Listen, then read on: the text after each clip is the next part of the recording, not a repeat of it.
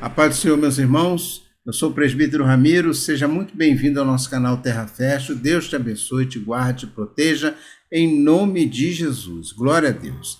O assunto de hoje, meu irmão, é uma coisa que tem me incomodado. Incomodado não. Deus tem falado no meu coração muitas coisas, e uma delas é sobre os tempos de hoje.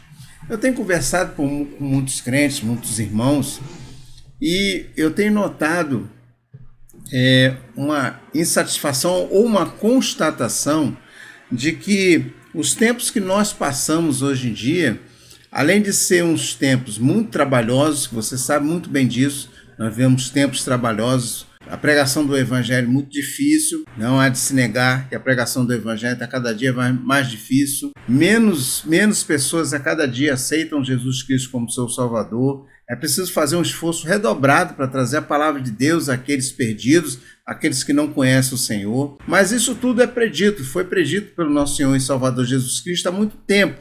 Foi dito já que isso ia acontecer. O amor de muitos tem esfriado. E quando a Bíblia fala do amor de muitos tem esfriado, ela fala principalmente do amor de muitos na igreja, porque o mundo não tem amor. O mundo não tem amor. Quando a palavra de Deus fala assim, o amor de muitos esfriaria, é porque está esfriando dentro da igreja. Então, essa constatação que a gente vê.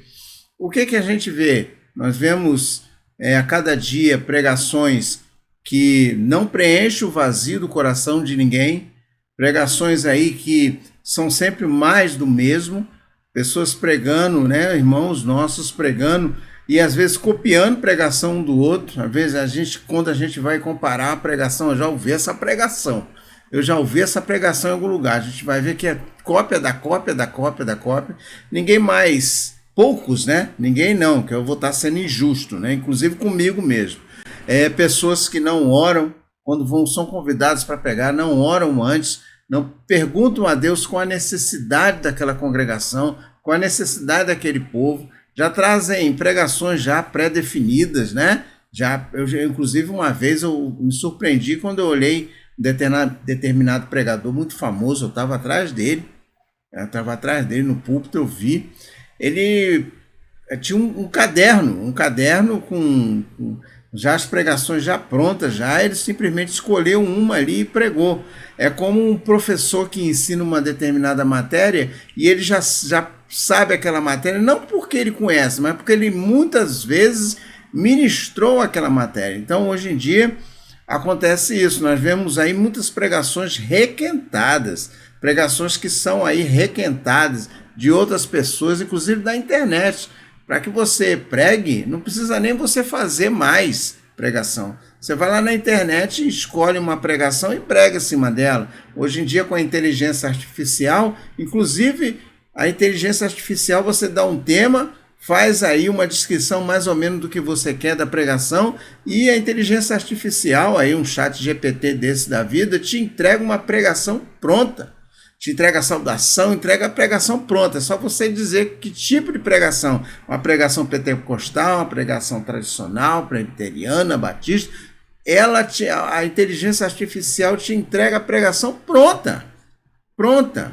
E essa insatisfação dos irmãos é porque aqueles mais antigos experimentaram aí há 20, 30, até 40 anos, um outro tipo de pregação, talvez uma pregação mais simplista, mais simples, mas uma pregação baseada na palavra de Deus, não autoajuda, não pregação de coach, não as pregações assim de pessoas que às vezes não tem compromisso nenhum com a palavra de Deus, mas tem uma inteligência, tem como é que eu vou dizer, uma bagagem cultural muito grande e utilizam disso para pregar o Evangelho. Já foi dito certa vez que se a pessoa tiver uma boa oratória, ela pode pregar a palavra de Deus mesmo sem crer na palavra do Senhor. Isso acontece muito. Hoje em dia você está vendo muita pregação desse tipo. Pregações de pessoas que não têm compromisso nenhum com a palavra de Deus, não têm compromisso nenhum com o estudo da palavra, sequer muitas das vezes frequentam igrejas evangélicas e pregam. A gente vê aí artistas aí que são do mundo, estão falando aí da palavra de Deus, mas eles não se convertem. Por quê? Porque nós estamos vivendo um modismo evangélico. Então, como eu disse aí, um certo vídeo, o vídeo que eu vou colocar, eu não sei nem onde é para cá. Eu vou botar um vídeo aqui para vocês aqui, né, que está aqui no card aí, que fala justamente disso.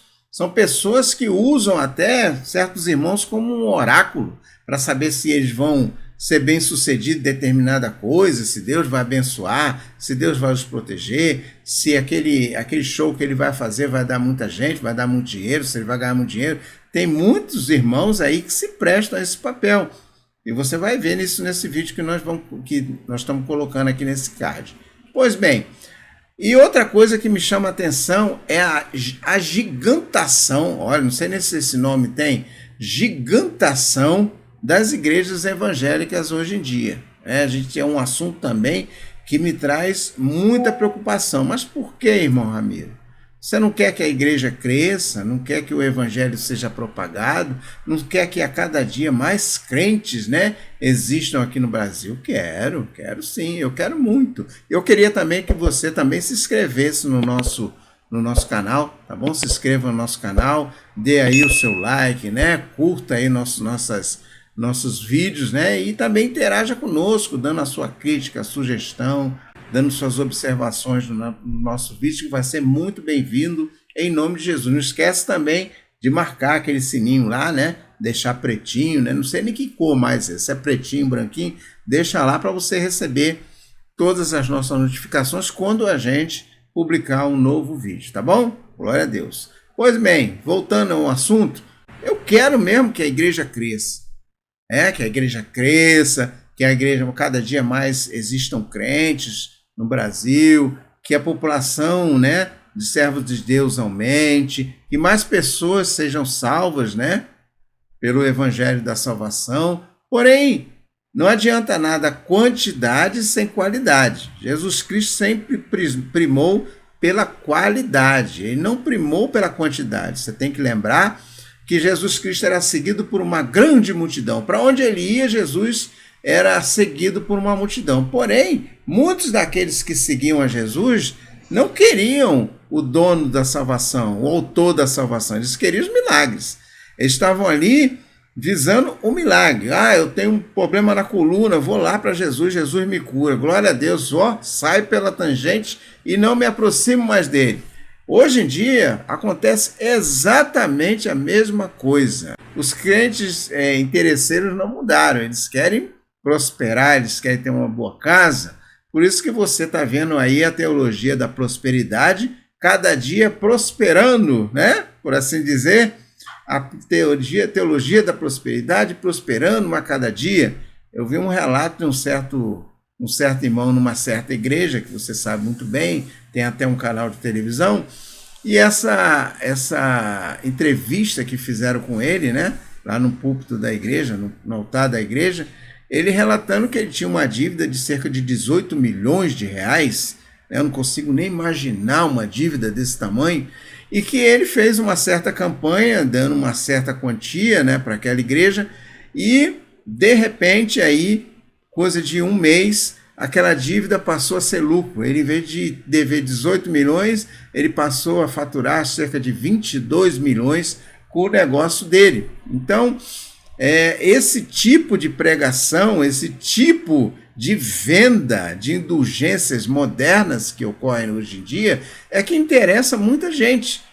As pessoas hoje em dia não querem andar mais uma milha, não querem dar a sua capa, não querem fazer um esforço, não querem se consagrar, não querem se santificar diante de Deus, para assim Deus os abençoar, se assim for da sua vontade. O problema todo é a vontade de Deus. Porque muita gente não quer a vontade de Deus. Muita gente quer a sua própria vontade. Não. Eu dizimo, eu oferto, eu vou na igreja, eu faço tudo que a igreja me pede. Deus é obrigado a me abençoar, porque eu sou fiel. Eles atam a fidelidade a essas coisas, a cumprir sistemáticas religiosas, processos religiosos, para assim serem abençoados. Mas nós não vamos ficar só nessa palavra. nas minhas palavras. Vamos ler a palavra do Senhor? 1 Crônicas, capítulo 17, louvado seja o Senhor, do versículo 1 até o 15. Eu vou ler tudo para vocês entenderem o que eu quero falar, o contexto do que eu quero falar. Assim diz a palavra do Senhor. Sucedeu, vou botar meu óculos porque eu vou chegando aí aos 60, então precisa de óculos, né? Glória a Deus. Eu não boto para não dar reflexo para vocês. Sucedeu, pois, que morando Davi já em sua casa, disse Davi ao profeta Natã: eis que moro em casa de cedros, mas a arca do concerto do Senhor está debaixo de cortinas.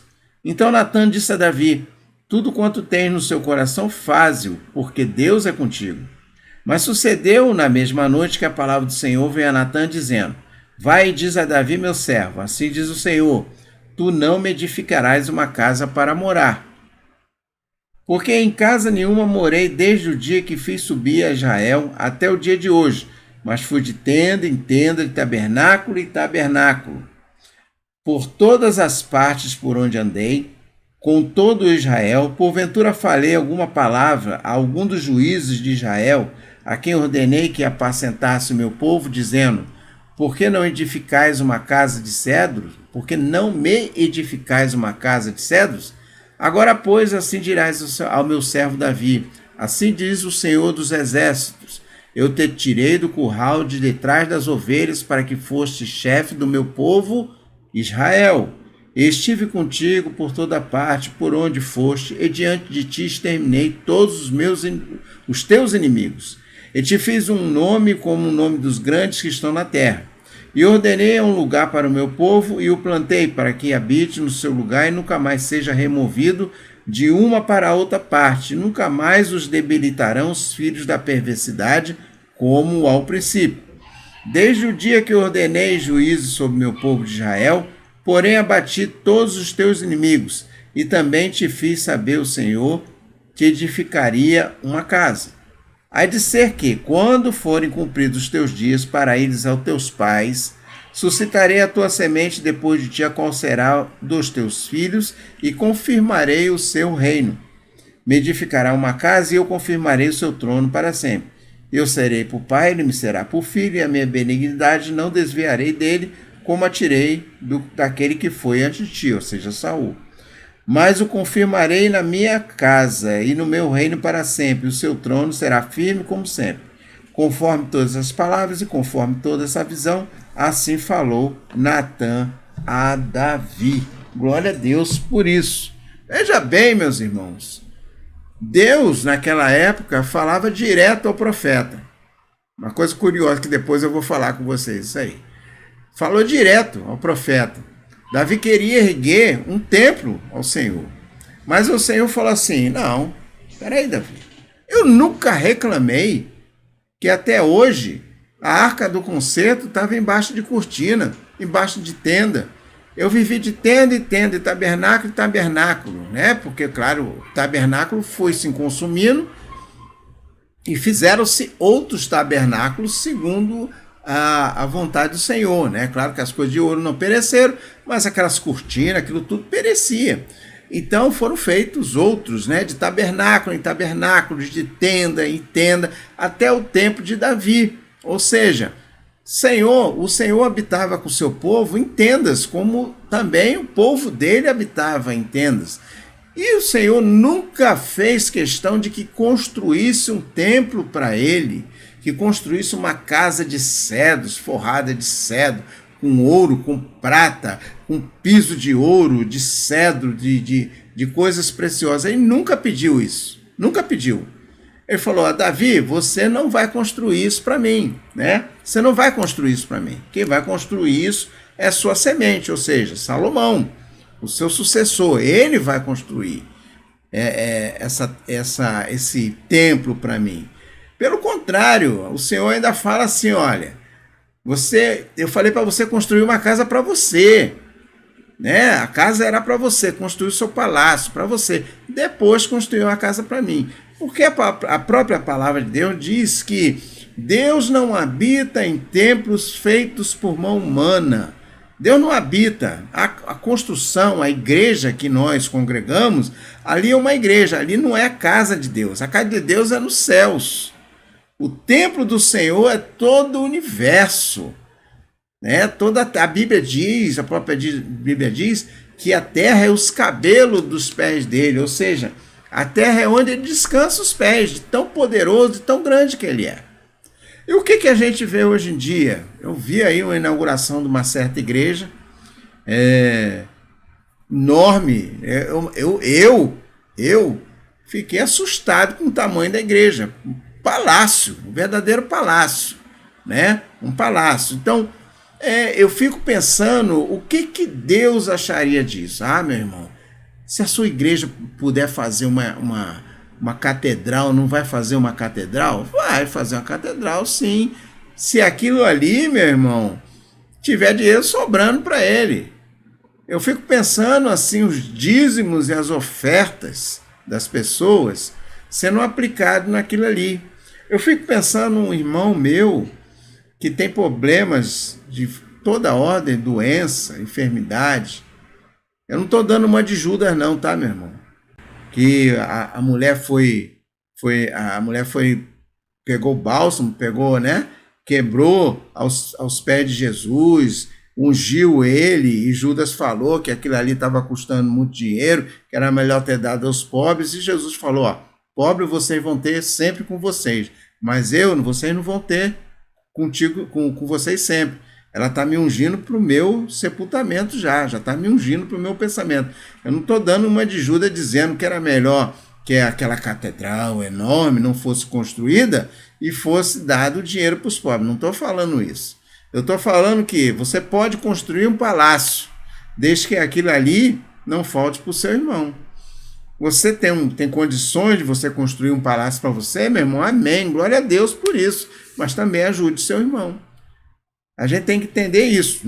Com que intenção que se faz determinada coisa? Com que intenção você ergue palácios?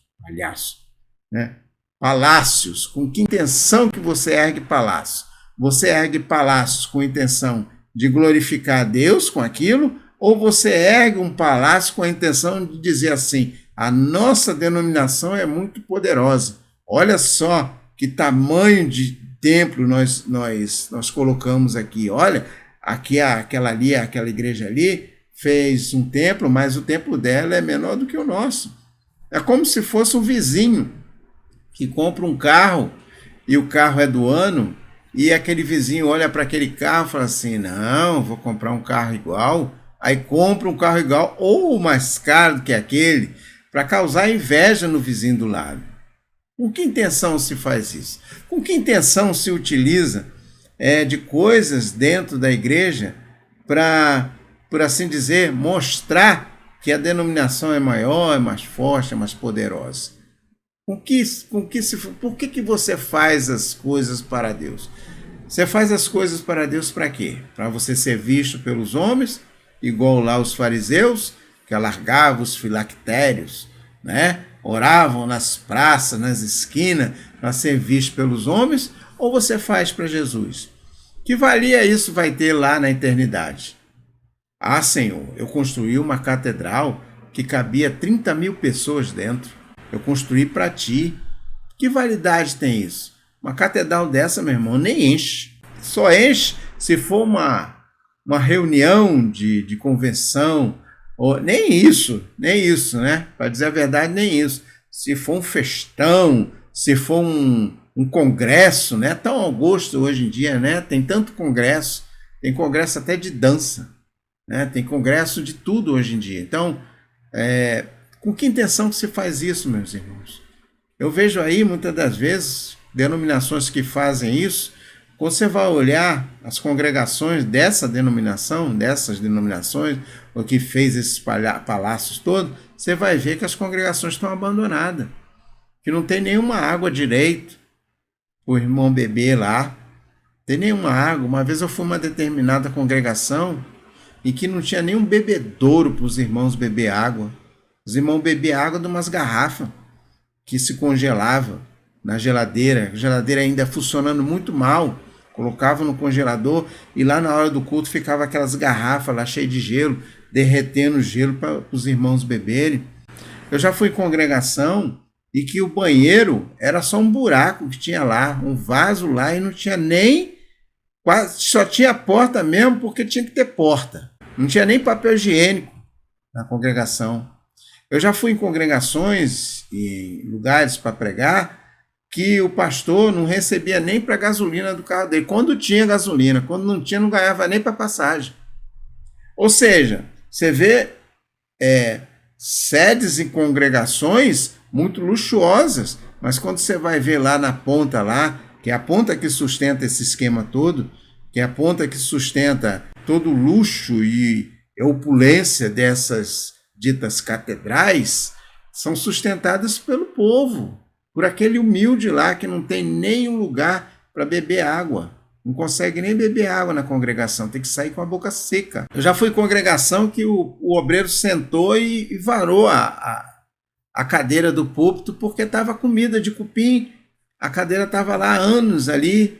Tinha congregação que a gente sentava devagarzinho para não cair, e não podia se mexer não, porque senão aquilo ali arrebentava, aquelas cadeiras todinhas ali desmontavam. Então o que valia ter isso?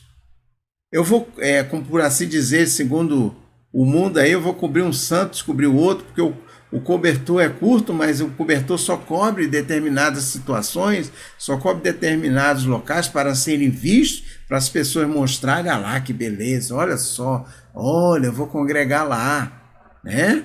É para isso que é feito essas coisas todas. Aí voltando lá no início que nós falamos, que tudo isso tem a ver com o tipo de evangelho que se pregava no passado e se prega hoje em dia. Que tipo de evangelho que você tem ouvido? Um outro evangelho, um evangelho de prosperidade, um evangelho vazio, um evangelho que não atinge seu coração e que só fica na sua mente, ou é um evangelho que faz mudança? Você já reparou que a cada dia menos pessoas aceitam Jesus? Porque o evangelho pregado não está atingindo os corações.